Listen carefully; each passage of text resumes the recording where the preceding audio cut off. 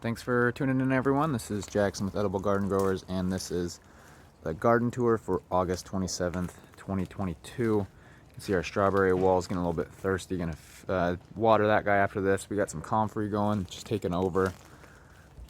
These beds have not been my most prime beds. The center one you may have seen in the last video was a bunch of peas. Just pulled those guys out. I'm gonna throw down some cover crop seed there next. The cucumbers, I basically just neglected them because I tried starting them multiple times. They kept getting eaten. Finally, I just kind of gave up on them. I never put a trellis up, and then I went out a couple days ago and I was like, hey, you guys are actually not doing too bad. So usually this trellis is just absolutely covered in them, but not quite. They're returning though. These are my favorite cucumbers right here. They are called Dragon Egg.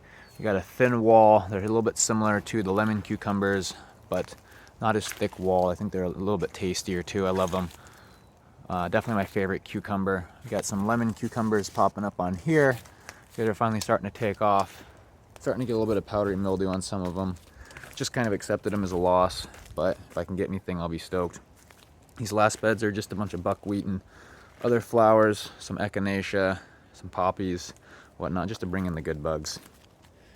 And then this bed we got a bunch of buckwheat that's been taken off. I planted this, I don't know, maybe 2 weeks ago or so. Can't remember exactly. And it is starting to put out some flowers. So this is used as a cover crop, and it is a phosphorus fixer, or it unlocks phosphorus from the soil that's locked up and typically not available to other plants. So I used this before I'm planting my garlic. I will chop it down before I plant my garlic and chop it up into pieces and just kind of work it into the top inch or so of soil, then plant the garlic in. Garlic are heavy phosphorus feeders, so that will make phosphorus available to the plants that otherwise would not have been. We got our tomatoes going here.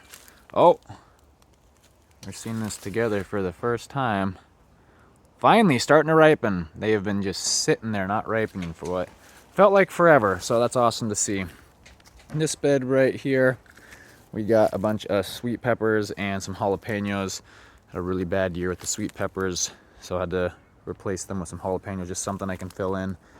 They're finally starting to put out a couple peppers, so that's cool. Hopefully we actually get some ripe ones before the season ends. It's looking like we will. I've been feeding them quite a bit recently to hopefully perk them up, and they've been pretty stoked. If you guys aren't familiar with this one, I highly recommend it. It's called sorrel. Oh, look at that guy. It has a bit of like a citrus sour, kind of, not bitter, but yeah, like sour kick to it. I don't really know what to use it for. I just like eating it straight, which is why there's so much of it. It spreads by, I don't know if it spreads by root or not, but it certainly looks like it does. And then it also spreads by seed. Little herb garden in the back hasn't been doing super hot this year. Some of it's been doing great, like this sage. We got, let's see if we got any zucchinis right now. No. Oh, yep. One chilling in there.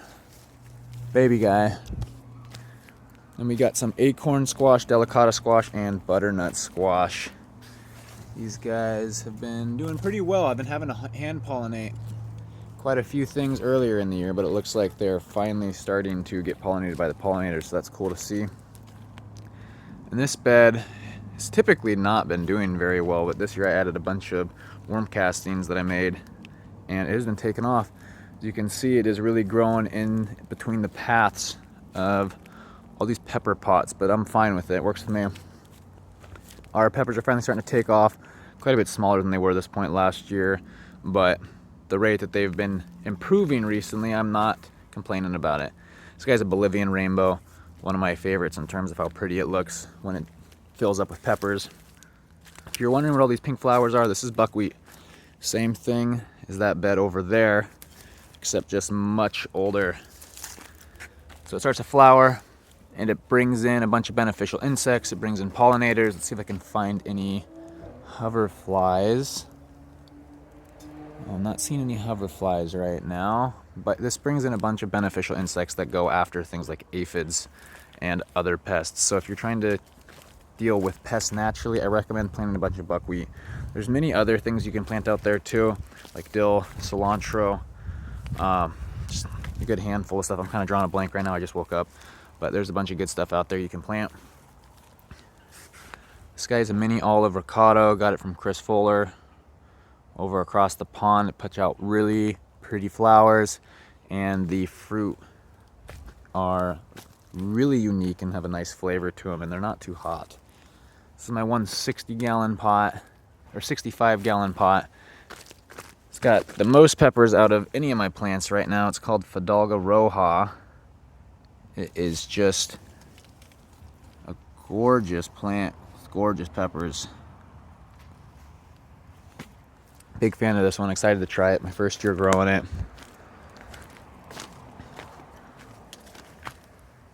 These are the Zhao Pai, also known as Sharpei. Really unique looking, scrunched up peppers. If you're not sure what these bags are, it's to isolate flower sites so that way I can ensure minimal risk of cross-pollination. Usually I would open these when it starts to get this full and then start tagging whatever ones are isolated so I'm aware. But as you might be able to see, all those white specks on the inside of the bag, that's a bunch of aphid exoskeletons. So this guy's been getting eaten up with some aphids, and I don't want to open it up and expose the rest of my plants to him. So I'm just keeping this all condensed like that, even though it's pretty full. Plant's doing fine. If you've never seen mutant peppers, these things are a lot of fun. This one's not looking very hot. I've been overwatering it.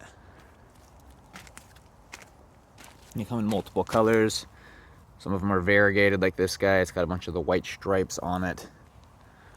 One of my favorite peppers, the Nymphadora. It is the only stabilized variegated Chinese variety out there right now. Some people are working to cross-pollinate it and stabilize those so that way we'll have some more stabilized variegated Chinese, but there's nothing currently available as of yet. I've been trying to be one of those people that are hybridizing this, but I have had just terrible luck the last couple years. It has not been the easiest thing for me to attempt to hybridize. This guy's one of my hybrids right here. I'm not telling you what it's called though, secret. Not until it's stabilized. This one is just one of my favorites. I'm pretty sure I got the seeds from Ross Barber. Just absolutely gorgeous. It is called Purple Tiger. 3-color variegation. The plants do not get very big. At least for me. Come on, zoom out. Puts out these tiny little pods. More of an ornamental than anything, but puts out a pretty good yield for how small they are. And then this guy is my pumpkin wall. So I was having to hand pollinate quite a bit at the start of the season, but it seems like we're getting enough female flowers and the pollinators are finding them that I have not been having to hand pollinate recently, which is nice. But if you're looking to learn how to hand pollinate, I just posted a video not too long ago, so feel free to check it out. This is a pie pumpkin, so they're not gonna get super big.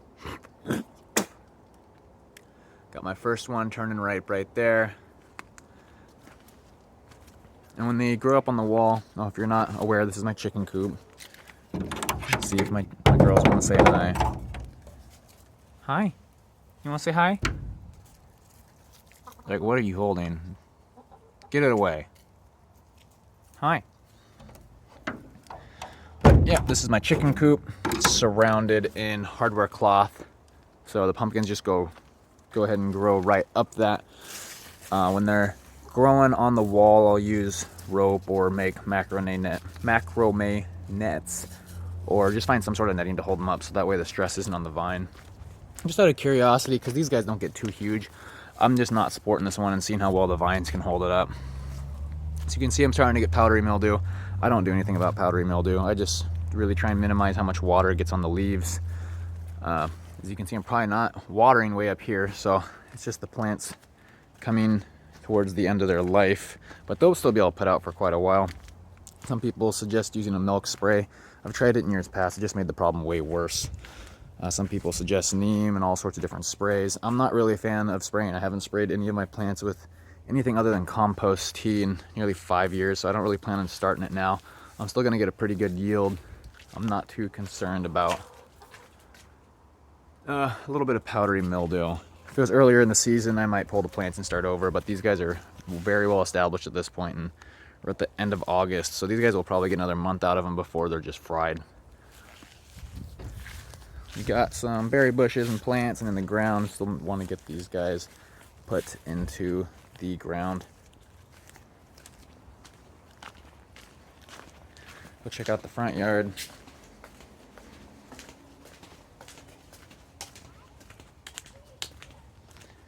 Got more buckwheat here. This is going to be another garlic bed that I'm putting in. This buckwheat was planted a little bit sooner, so quite a bit more of it is starting to go to flower now. This front row is calendula that is mostly dying up. Still some that are left. If you guys are looking for a way to deter aphids, I recommend this buckwheat. Aw, it'll need to be... Not buckwheat, sorry. Calendula. I lost my train of thought. If you're wanting to deter aphids, I definitely recommend calendula. These guys will attract the aphids right to them. I had some aphids on these peppers at the start of the season, and they all just flocked to this calendula. And these things were absolutely covered, and I was starting to get worried that I was going to have a full-on aphid problem. And ended up not, because once they all flocked to here, they just became a magnet for beneficial insects that were looking to eat them. So I have not really seen more than a handful of aphids as of recently. Got some stevia there. Pepper beds have been doing pretty well. This bed on the right starting to yellow a little bit. I just fed it, so I'm hoping that fixes it. Hoping it's not some other issue that I haven't been able to pinpoint yet. This right row, lemon drops, it's one of my most productive plants. I love it. I grow it every year, growing a 20-foot row of it. This row here is a mix of different kinds of jalapenos and pepperoncinis. These are all my hot sauce beds for reference. This bed on the right is mostly reapers with a handful of ghosts mixed in. And then this bed on the left over here is some habaneros in the front, and the rest of it is white ghost. Let's see if I can find any. Yeah, these guys are real pretty. They'll turn white when they're ripe. See some reapers hanging out over there. None of these guys are ripe yet. It's probably gonna still be a little bit longer. This, I'm guessing, is a, I don't know, habanero? Yes, it's a red habanero. Guess that guy got mixed in down here. See some more of the ghosts.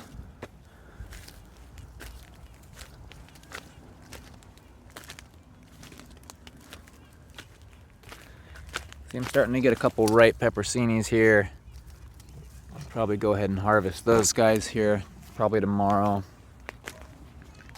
And then my grape plant has just been kicking butt this year. I've had it for a couple years. It's only been in the ground for, this is its second season.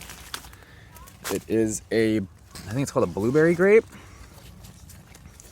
And I probably have 20 or so clusters this year. And last year I only had 2. Year before that I had 0. So this thing is absolutely taken over. If you're looking to attract pollinators to the garden, I recommend echinacea. These guys have just been, oh wow, what is that? That is cool. I have never seen something like that before.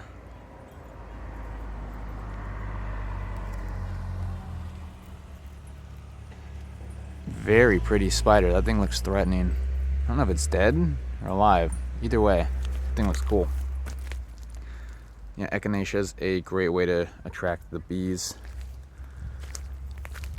And then these beds are mostly just overgrown lettuce, and got some chamomile in there. Need to fill it up. I definitely recommend a bird bath. Put some stones or marbles or something in there so that way your pollinators aren't going to drown when they're trying to get some water. And then to finish it off, we've got my happy face pepper bed. I appreciate you watching. Hopefully you got some entertainment out of this, and until next time, have a good one.